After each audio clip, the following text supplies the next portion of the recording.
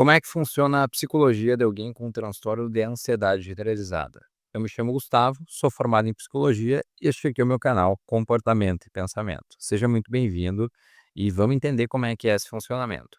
Bom, a pessoa que tem TAG, o transtorno de ansiedade generalizada, é uma pessoa que ela tem uma ansiedade maior, como o próprio nome do transtorno já indica, uma ansiedade mais aflorada, uma ansiedade mais presente de uma forma generalizada, ou seja, o motivo não é uma coisa ou outra, mas é no geral as coisas que ela tem que fazer na vida, as preocupações do dia a dia que atingem um nível muito maior do que seria saudável dela ter de preocupação, porque a ansiedade em si não é ruim.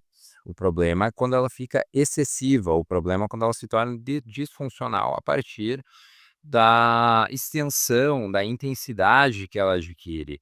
E a pessoa com TAC, ela normalmente se preocupa de uma forma muito acentuada com muitas coisas, ou seja, ela se torna uma pessoa ansiosa, uma pessoa que tem muita preocupação, que tem muita ansiedade frente a muitas coisas na vida dela. Se o motivo da ansiedade for, por exemplo, apenas situações sociais e em outros contextos não é muito elevada, ou for apenas algum ser específico, por exemplo, medo de cachorros ou de aranhas ou coisas assim, aí a gente não está falando mais de transtorno de ansiedade generalizada. Ansiedade generalizada é quando é uma forma difusa, de uma forma muito presente em várias coisas. No Brasil, só por curiosidade, a gente é um dos países, se não o país mais ansioso do mundo. Aqui, aproximadamente uma a cada 10 pessoas sofre de transtorno de ansiedade generalizada. O porquê, provavelmente por várias razões, né, a gente não tem como dificilmente conseguiria especificar uma coisa ou outra que estaria gerando essa ansiedade. Bom, mas basicamente, a pessoa que é ansiosa, nesse sentido que a gente está discutindo aqui, ela tem uma certa falta de organização e uma certa falta de ou seja, essa preocupação, ela está cumprindo uma função ali, na vida da pessoa, né. A gente fala que é disfuncional, mas ao mesmo tempo ela está cumprindo uma função, que é fazer com que a pessoa se lembre dos compromissos, fazer com que a pessoa, de alguma maneira tente ser responsável, né. Então muitas vezes a pessoa que tem ansiedade generalizada é uma pessoa que ela é bastante responsável. Não tome desorganizado por sinônimo de ser irresponsável. O que que eu quero dizer com desorganizado?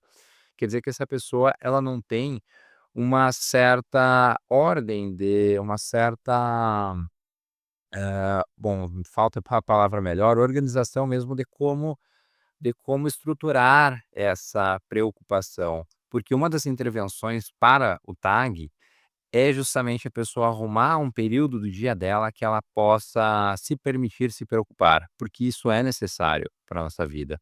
Mas, em momentos específicos, se isso começa a tomar conta da gente, a gente tem 3 fases na ansiedade, que é a evocativa, ou seja, eu de repente estou aqui e surgiu alguma temática na minha cabeça que é importante, e aí essa fase vai trazer uma fase de processamento automático, que é vir vários esquemas aqui, vários pensamentos, emoções, assim por diante, que me remetem a essa questão específica que me veio na cabeça, né. E aí eu começo a ficar ansioso, vem a fase elaborativa aqui, então eu começo a conscientemente colaborar com aquilo. Por exemplo, eu começo a pensar que eu tenho que, trocar a chave da porta, né, eu tô aqui tranquilo e veio essa preocupação. Aí de repente começa a vir várias questões assim, pode ser que um ladrão entre na minha casa, pode ser que, a porta, não sei, daqui a pouco eu vou tentar abrir, ela vai emperrar, pode ser que isso, que aquilo. E aí eu começo a pensar: "É, realmente, eu tenho que trocar, mas como é que eu posso fazer? Como é que eu posso um dia que será que dia que eu troco? Que horário que eu vou conseguir fazer isso? Eu tenho que lembrar de fazer isso". E aí a ansiedade ela começa a aflorar mais. Então é necessário ter essa preocupação, senão, obviamente, a porta poderia realmente ter algum problema se não fosse lidado com essa questão, né, se ela estava ali com alguma questão na fechadura, é necessário ter essa preocupação. mas em um momento ordenado, em um momento adequado para ter ela. Então, por exemplo, dá para colocar que o momento da preocupação é às 19h. Depois que eu chego do trabalho, eu chego em casa e eu vou ter ali 20, 30 minutos, depende muito do meu contexto de vida, de quantas coisas eu tenho que lembrar, como é que foi meu dia, mas eu vou ter esse tempo para conseguir fazer uma revisão das coisas do meu dia a dia e perceber o que que precisa ser feito. Com base nisso, eu não vou ficar lembrando na minha cabeça o tempo inteiro e sujando o meu processo de pensamento com essas informações, porque se eu tô a consciência, né, presta atenção nesse raciocínio, a consciência ela é muito estreita. E se eu ficar usando ela para lembrar de uma coisa ou outra, ou para eu tô completamente, prejudicando o meu processo atencional, o meu processo e inclusive me gerando ansiedade. Então o que que eu faço? Eu tiro da minha cabeça e eu coloco no papel, ou coloco em algum outro dispositivo, por exemplo, eletrônico, eu coloco em uma agenda, eu coloco em uma lista de tarefas, eu coloco em então eu tenho esses momentos de preocupação e com esses momentos de preocupação, eu vou fazer com que eles se tornem numa coisa prática ali, que eu vou conseguir não ter que me preocupar no restante do tempo. É uns pequenos focos de preocupação, entende como é que funciona esse raciocínio? Aí a gente vai então fazer uma agenda propriamente, né, que a gente estava conversando, é bem usada também no transtorno de ansiedade, é muito importante para que eu consiga ter esses momentos específicos de preocupação e que ele não seja generalizada.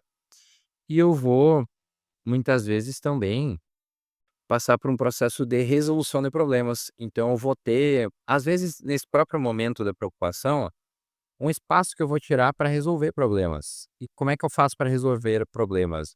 Eu vou identificar claramente qual é o problema, em termos muito claros. Por exemplo, a porta está com a fechadura quebrada. Acredito que isso já é claro o bastante, né. E aí eu vou então fazer um brainstorming, que é pensar em todas as possibilidades, né, da forma mais criativa possível. O que eu posso fazer? Ah, eu posso jogar a porta fora e comprar uma nova, eu posso trocar a fechadura, eu posso trocar a fechadura na loja A ou na loja B. Eu vou pensar em várias formas possíveis, né, de preferência ali sem nenhum tipo de filtro em um primeiro momento, sem nenhum tipo de sendo totalmente criativo, e aí depois, então, eu vou selecionar as mais viáveis e vou aplicar. Por exemplo, eu vou trocar a fechadura. Essa aqui parece a que tem o melhor custo-benefício. Então, eu vou fazer isso, e aí eu vou ver se o problema resolveu. Se o problema resolveu, ok, fechamos por aqui. Se não resolveu, eu vou voltar lá na etapa de definição do problema ou de pensar em soluções, e aí eu repito as etapas até resolver o problema. Eu vou fazer muitas vezes técnicas também de reestruturação cognitiva. Então, é pegar um pensamento e tentar deixar de uma forma mais realista, menos distorcido, menos catastrofista, né? Imaginando que a catastrofização é uma coisa que está muito presente na sociedade, que é imaginar que a coisa vai dar errado, imaginar pelo pior ângulo possível.